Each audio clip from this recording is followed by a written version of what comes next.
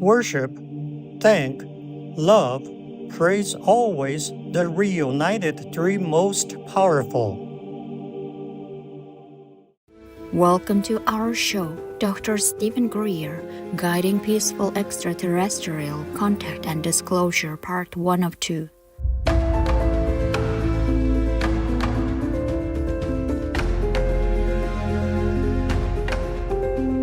Dr. Stephen Greer is a globally renowned expert on unidentified flying objects, extraterrestrial or ET intelligence and technologies, and peaceful communication with extraterrestrial societies. He has authored 5 books and produced multiple feature film documentaries on ET phenomena, captivating the interest of people worldwide. Once you conclude that they're real, and they're of interstellar origin, the next question is, what are we going to do about it?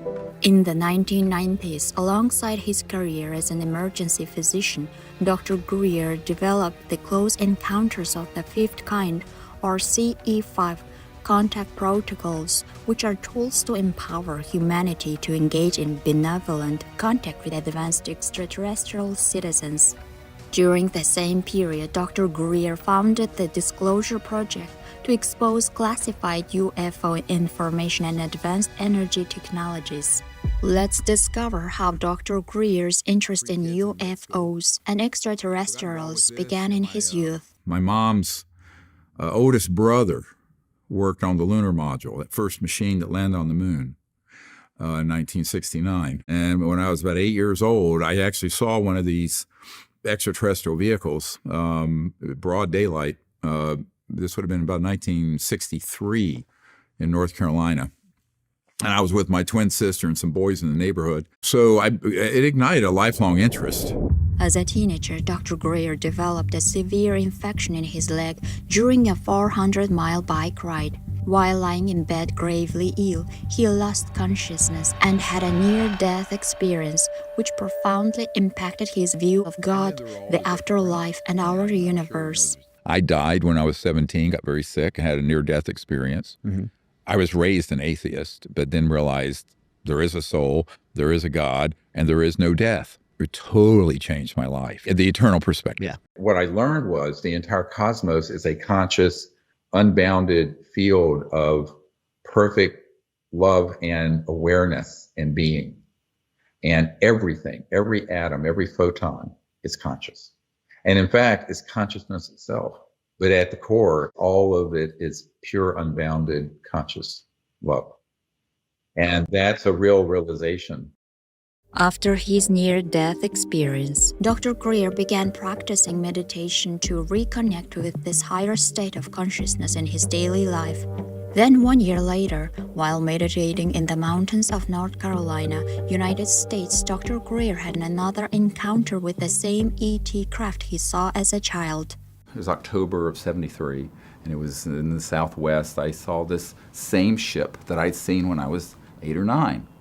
And I looked at it, and I felt this immediate connection to it and thought, oh, well, they're back. And it kind of just winked out again, vanished. So I sat and meditated there on the top of this mountain. When I finished, it had gotten dark. I had this really beautiful, deep meditation.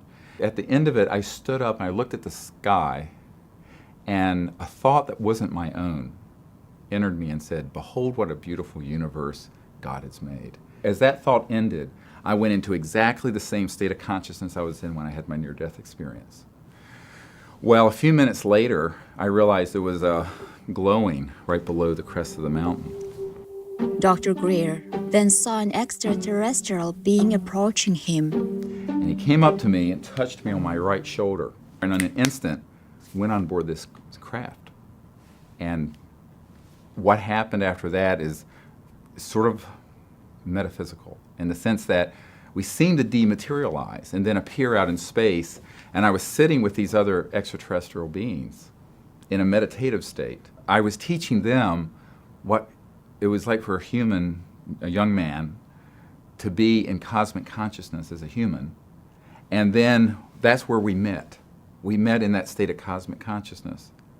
And then we created what's known as the CE-5 protocols the Close Encounters of the Fifth Kind protocols. That's where they came from. And basically I began to practice this ability with them to see them in the mind's eye and then vector them to a location and have an encounter. And they told me that at some point this would be very important to know how to teach other people.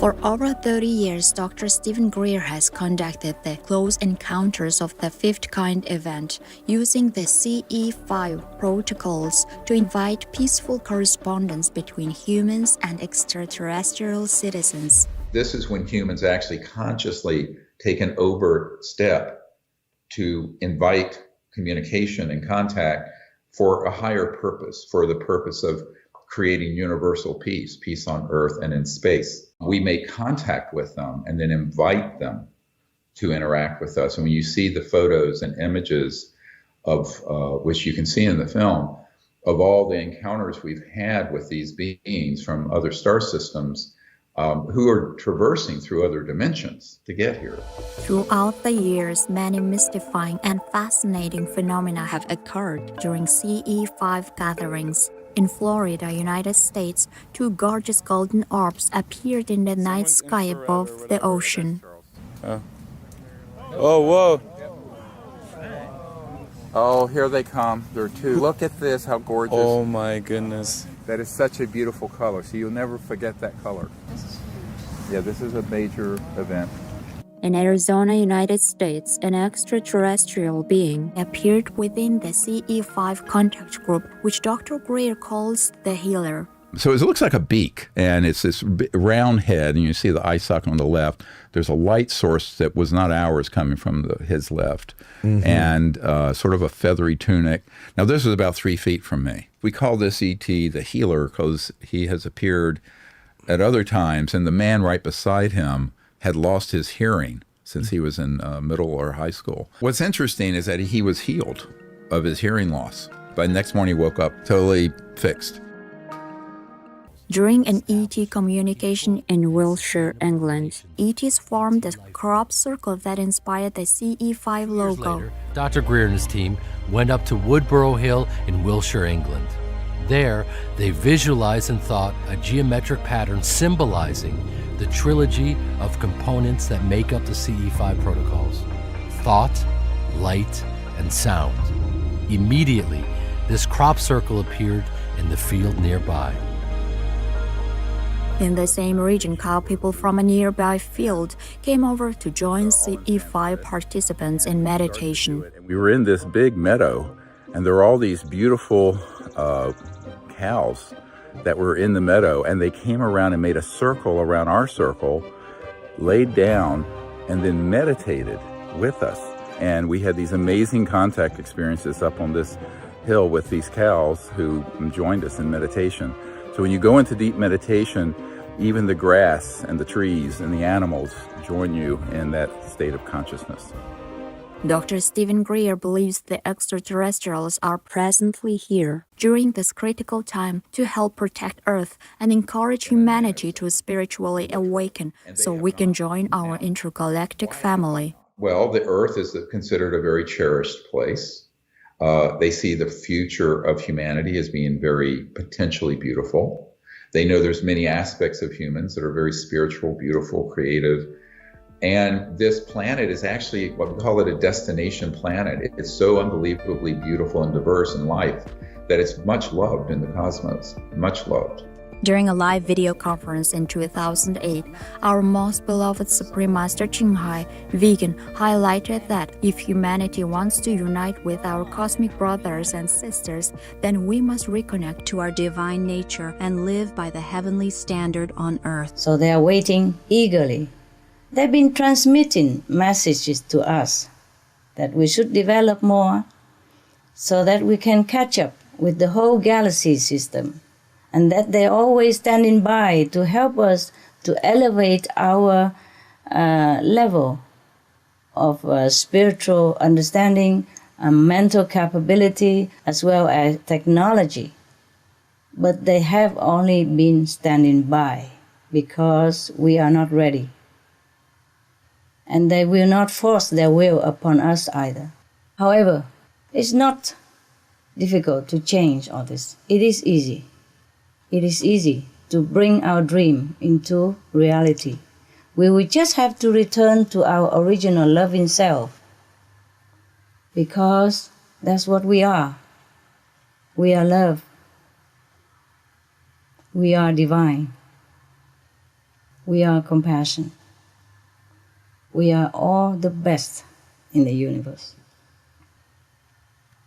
It's just we forget. Whatever we imagine heaven should be, we must live it. Then the planet will be heaven.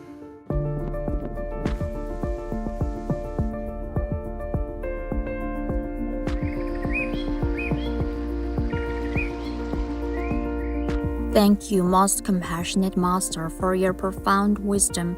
May all of humanity turn to the compassionate vegan lifestyle, keep peace, and focus on spiritual upliftment so that we can reconnect with our friends and family amongst the stars.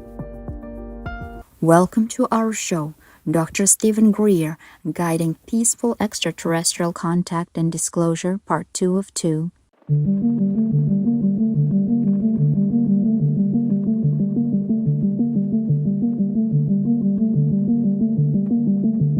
Dr. Stephen Greer is a leading authority on identified flying objects, extraterrestrial intelligence and technologies, and initiating cordial relations between humans and advanced interstellar civilizations. He developed the Close Encounters for the Fifth Kind, or CE-5 protocols, which are tools and guidelines for humanity to establish peaceful contact with extraterrestrial people. In 1993, Dr. Greer founded the Disclosure Project, which has accumulated more than 750 military, corporate, and governmental whistleblower testimonials and over 10,000 governmental documents providing the presence of UFOs, extraterrestrials, and advanced technologies on Earth. There seems to have been, over the last 50 years at least, and more, a great deal of secrecy surrounding the so-called UFO event. There have been ET visitation, there have been crashed craft, there have been material and bodies recovered. We can safely say that yes, there were some captured craft from 1945, or 47 was it? In Roswell, New Mexico, and yeah, they were real. And yes, we really did get some technology from them, and yes, we really did put it to work. They haven't been here for just a few years, maybe hundreds, maybe thousands of years. In 2001, as part of the Disclosure Project initiative, Dr. Greer held a first-of-its-kind event at the National Press Club in Washington, D.C., where 22 former governmental, military, and corporate witnesses testified publicly to top-secret evidence of ET phenomena. There is no evidence, I wish to emphasize, that these life forms from elsewhere are hostile towards us. But there is a great deal of evidence that they are concerned with our hostility. In 1969, I received a priority message from a ship near Alaska that was classified as secret. The ship reported emerging out of the ocean near Port Bow, a brightly glowing reddish-orange elliptical object, approximately 70 feet in diameter, emerged out of the water, shot into space, traveling at about 7,000 miles per hour. When I got out in 1989, we had cataloged 57 different species. You have individuals that look very much like you and myself that could walk among us and you wouldn't even notice the difference. In 1947, one of the most famed UFO events occurred in Roswell, New Mexico, United States.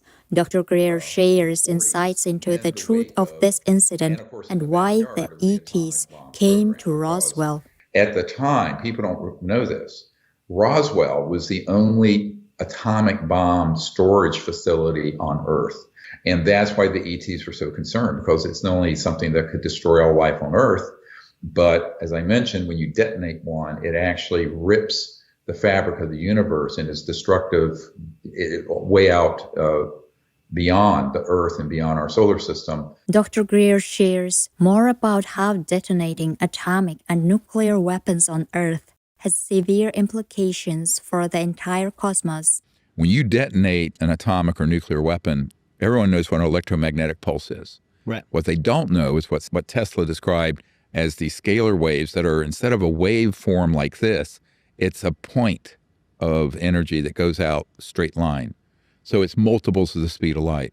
That disrupts interstellar communications and travel. That's why all those UFOs have been seen around Roswell and White Sands and all of our nuclear facilities. Many testimonies gathered by the Disclosure Project reveal extraterrestrials have disabled nuclear and atomic weapons over the last 70 years in a benevolent effort to protect Earth and our universe. So this thing fires a beam of light at the warhead, hits it, and then this thing flies up like this. Meanwhile, we're all going like this, fires another beam of light, goes around like this, we're going like this, fires another beam of light, goes down like this, fires another beam of light, and then flies out the way it came in. And the warhead tumbles out of space. A couple of nuclear weapons sent into space were destroyed by the extraterrestrials. The one incident, for example, was they actually photographed the UFO following the missile as it climbed into space and shining a beam on it, which neutralized the missile. And this was recorded. It was all hushed up. The idea of any explosion in space by any Earth government was not acceptable to the extraterrestrials, and that has been demonstrated over and over.